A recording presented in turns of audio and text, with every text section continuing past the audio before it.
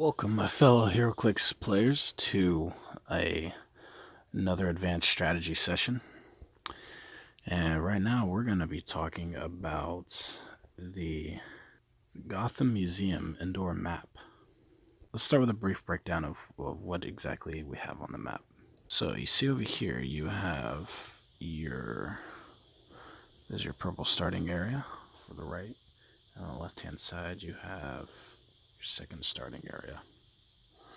Now, these white squares in the middle, we all know this is obscuring terrain, so you can shoot through it.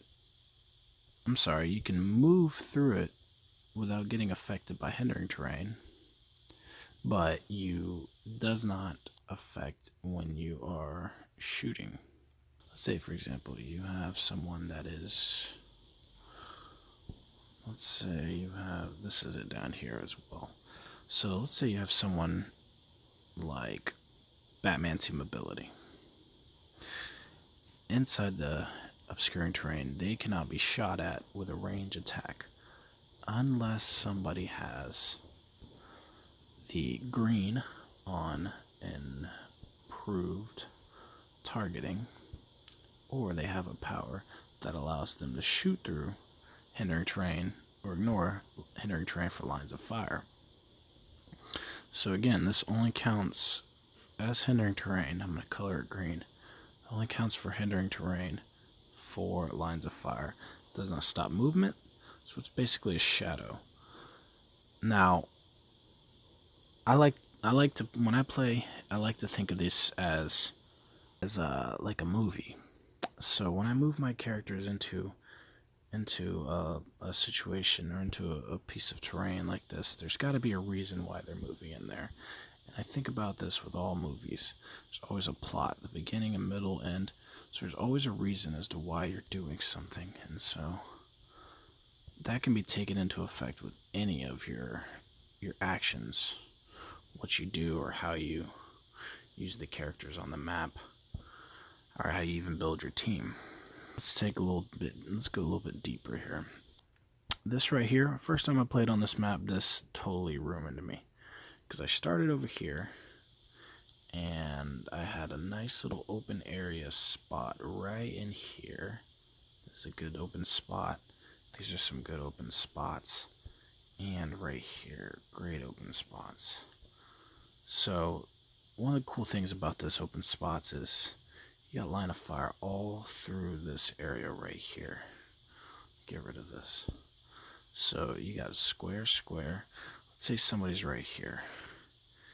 They have line of fire all the way to right there. So they can see this square, this square, this square, this square, this square, all the lines that. Now it's going to be I believe they can see this square as well. You're going to have to see with line of fire. Right here's a good spot. You can't get hit from here. If you have somebody here, they can't shoot you because that's cutting through the edge right there. You don't want to be right here because you can somebody can come around from the back. It all depends on where they're laying at. Someone could come in around the back, and someone can come in from this side. So you're going to get hit with a close combat right there, or you may even get hit with a charge or a running shot. Right here, of course, they can't shoot you, but they can hit you here, here, and here. So even if you're right here in this little area right here, somebody comes in, so you don't want to be right here. They'd have to get right there to shoot you.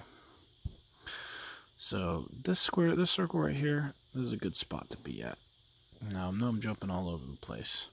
So let's go back to other areas on the map. On the first time I played on this map, I started out up here. And right here, right over here, I did not see that this is all blocking terrain. You see it. You see this wall right there? That's a wall. That's a wall. Even this is a wall. This is crazy because it separates. You got obscuring right here, which is fantastic. But this wall separates hindering terrain, clear, clear, clear, clear, hindering terrain, clear. This wall separates all this. And this is one of the benefits of having this map because it's cut in two spots. If I were to draw a line right down the middle, you have this section and this section. And now one of a great way of playing Heroclix is looking at it in sections, quadrants. You got this quadrant over here, right here, this quadrant, and this quadrant. Each quadrant has its own kind of perks, benefits. And when you're playing on the map, you want to make sure that you know the benefits of the quadrants, the sections, and which benefits your opponent's going to use. Over here, we talked about this clear line of fire right there. This is a good spot to be in, whether you're over here or you're over here. This is a nice little funnel right here, and it can funnel the enemy over here. It can funnel them right into where you want them to be. Okay, now let's take a look over here at what we have. So this is all hindering.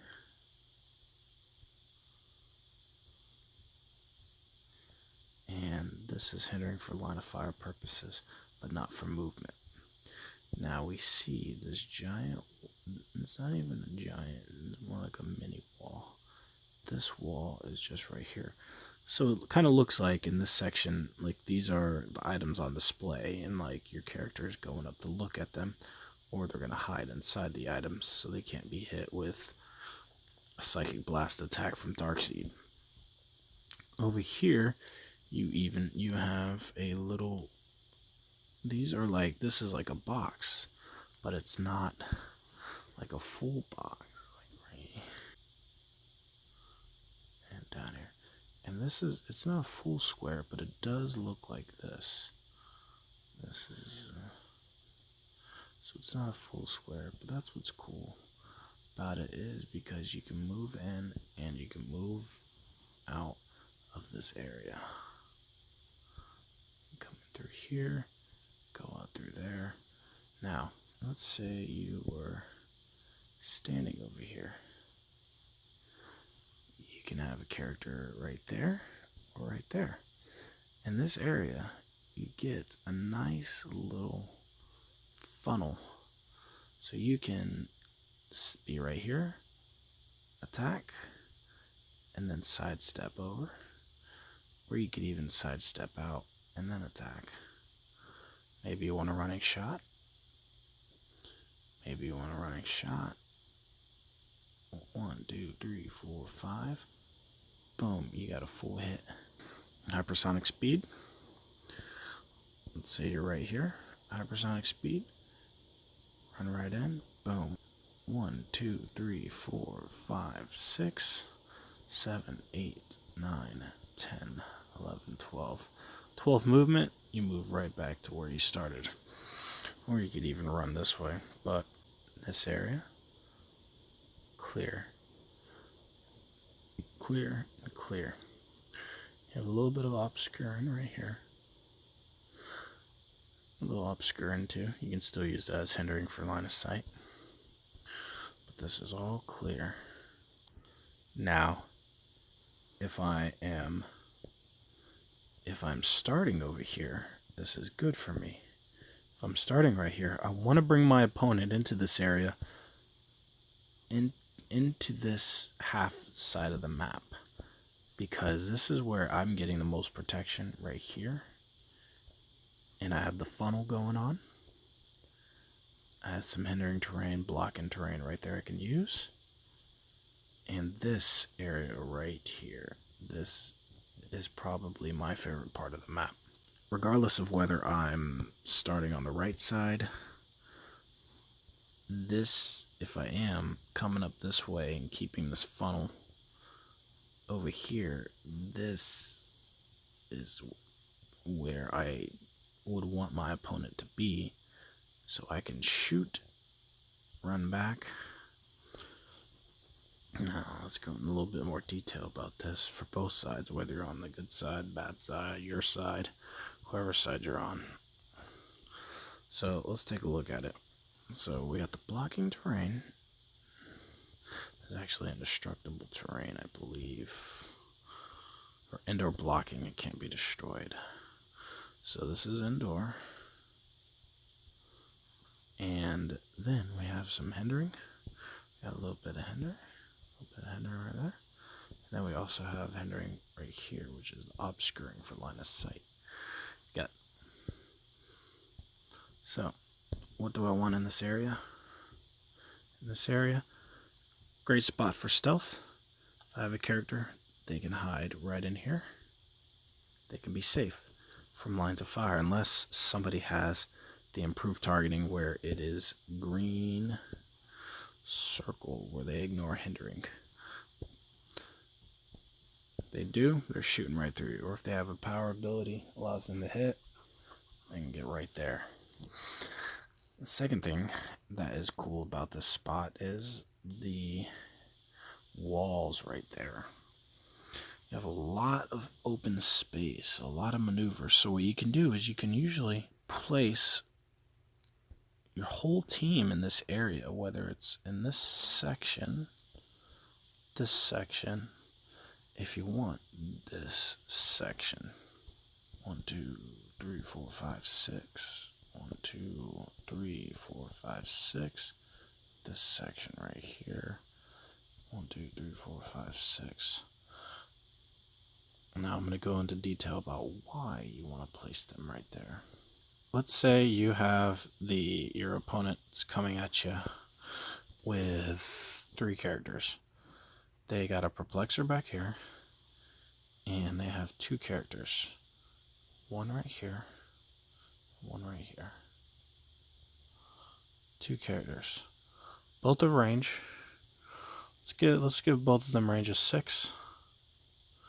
And let's give this one running shot, and this one has hypersonic speed. Pretty deadly. Now, where you want to be at, if you were over here in this area, those quadrants I just spoke about. Boom, boom, boom. Now, it all depends on what you have. If you have some hypersonic speed, good. If you have up close and combat personal, you got a close combat guy, World Breaker, Hulk, Wolverine, someone who can do damage up front, you're going to want to keep them in this area.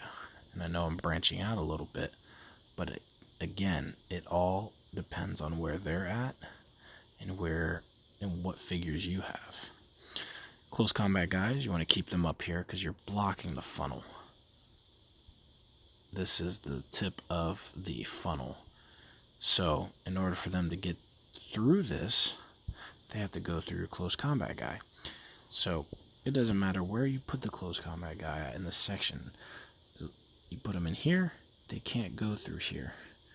You put them, they can't go through here either unless they are able to use, well, they're going to use the hypersonic speed. If you put them up here, they're going to have to go around. They can't go straight through this way to get to your guy that's in hindering.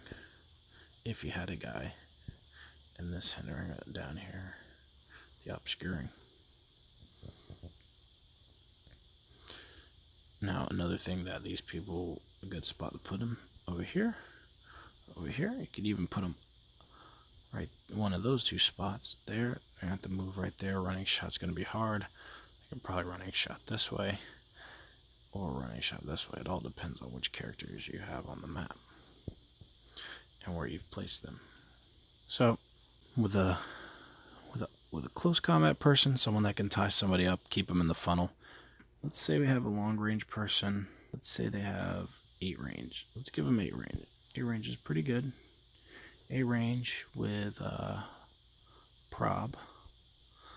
Let's say we have a World Breaker here.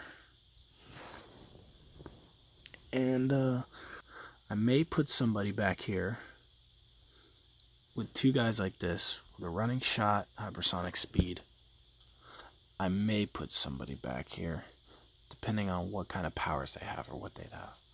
So if I'm running somebody with 8 range, that's my long range attacker, they probably have something like Psychic Blast or energy shield deflection, more than likely super senses. I tend to go for those characters with that makes them harder to hit. Vulnerability, that's good, but you're gonna have invulnerability and invincible on your heavy hitters, but on your up close and personal guys, so I like to call them. Back here, this can be usually a weak guy with defense or a weak guy with health, somebody who maybe even my secondary attacker. These two guys are probably, this is probably number 1, that's probably number 2. And the reason he's number 2 in the line, because he's the cannon fodder. He's going to be the one that's going to be taking a lot of the damage. So he can do damage himself, but he's just not going to be somebody that I want out front getting hurt and allowing to get hurt and rely on him to be my attacker. If the roles were reversed, if he was number 1, he was number 2, let's say this guy was garbage, and this guy over here, World Breaker, whatever, is out there rushing into battle, he may get 1 hit off. Especially 2 guys right here. Regardless, doesn't matter who's here, 1 guy, 2 guys, this guy's not gonna last. So I'll go cover in detail in another video the different types of teams that you can have and the people you can use on the team and how you can use them for.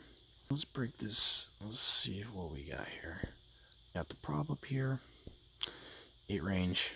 8 range probability control. Let's give this guy 4 damage. And an 11 attack. Just because he's got to be nerfed somehow. This guy back here, whatever he's doing, he's probably going to have my high attack. Maybe 12 attack, 2 damage. Something like that. So again, it depends on the players I'm facing. These guys we just talked about their attack powers, running shot, hypersonic speed. Because that is what I keep in mind as to where I am going to place these characters. Defense first, offense next. Defense first, offense next. You want to be concerned with defense first, defending your guys, getting them out of tight spots. What's going to happen if your attack fails? Are they going to be protected? Since this is a game of dice, you cannot rely on your attacks. You cannot rely on attacks to win. You got to rely on the defense. And what I mean by the defense, not the defense power, but on your defense strategy. Getting out of range, getting out of distance from them, causing them to be pushed, your opponent's characters to push themselves, causing your characters to go for the trick shots to hurt you, or where they put themselves into danger. People say, oh yeah, well you're just going to draw the game out if you get against good players. That's a part of the game. That's a part of this strategy. That's the mind games, the advanced strategy. You're playing on a 50-minute time limit.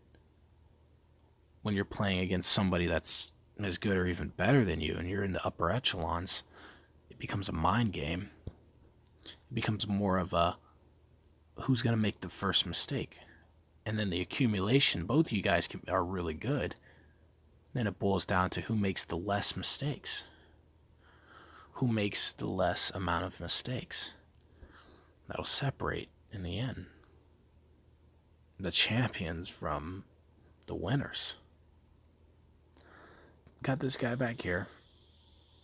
I don't think I'm going to put him here. 2 guys over there. I want to funnel them towards me. I got World Breaker here. Let's put World Breaker.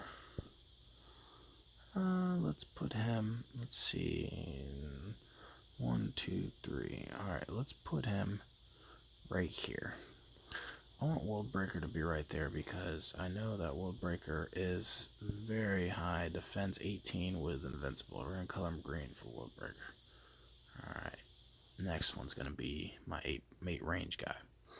So, World Breaker's there, and the reason I put him here is because I do not the hypersonic speed guy can move by me. I could move World Breaker closer to keep them together, but I can't shoot through my own characters. So, running shot guy, he can't move. He's got to stop movement. He can't make a range attack when he gets. So this is necessarily pushing or forcing my opponent's hand to play the hypersonic speed guy. He can come down here, or he can come up here.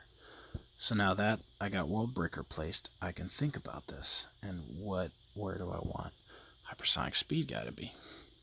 Another thing, you want to rely on the defense first, attack second. Got my little defense going on here with Hulk, World Breaker, and I can do one of two things. I can attack with this guy up here, or I can, and if I do attack, which one is it going to be, this guy or this guy? And then I have this guy. Do I want to keep him down here to force the hypersonic speed to come after me? Or do I want to move him up here to allow the hypersonic speed to come through, wasting all his movements to come up there? It all depends on the situation, the characters that they have. But the main thing I wanted you to focus on right now is this funneling technique. So by keeping people in the back and by moving people in the front, makes it harder for these guys down here to come through this funnel.